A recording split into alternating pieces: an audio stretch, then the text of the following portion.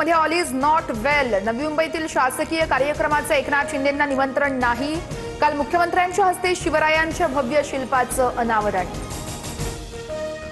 मुद्दे नसल्यानं विरोधक कोणत्याही मुद्द्याला राजकीय बनवतायत. महायुतीत दूर ठेवत असल्याच्या चर्चांवरून उपमुख्यमंत्री एकनाथ शिंदेंचं प्रत्युत्तर.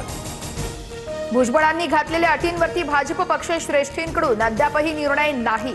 आधी समीर भुजबळांना मंत्रिपदाची शपथ द्या, मग राज्यसभेचा अर्ज भरणार.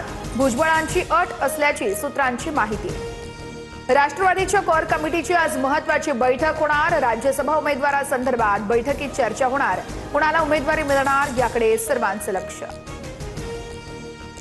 दिल्लीमध्ये उद्या इंडिया आघाडीची बैठक होणार. 23 पक्षाचे प्रमुख नेते बैठकीला उपस्थित राहणार. उद्धव ठाकरे व्हीसीद्वारे उपस्थित राहणार.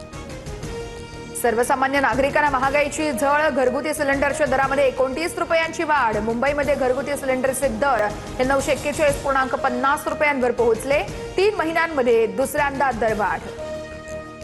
टप्प्याटप्प्याने महागाईचा झटका देण्याचं सरकारचं सूत्र आहे. सत्ताधाऱ्यांना महागाईची योग्य वेळी किंमत मोजावी लागेल. एलपीजी गॅसच्या दरवाढीनंतर शरद पवार यांचा सरकारवर निशाणा. नाशिकच्या मालेगावमध्ये अल्पवयीन मुलीची प्रसूती करत नवजात बालकाची परस्पर विल्हेवाट लावल्याचा प्रकार समोर. एका खासगी रुग्णालयातील डॉक्टर किशोर डांगेसह 11 जणांवर गुन्हा दाखल. वर्तमानपत्रात गुंडाळून खाद्यपदार्थ विकण्यास बंदी. अन्न आणि औषध प्रशासन विभागाचे आदेश. पनीर विक्रेते, औषध विक्रेते, गुटखा आणि पान मसाला विक्रेत्यांचे धाबे चांगलेच दणाणले.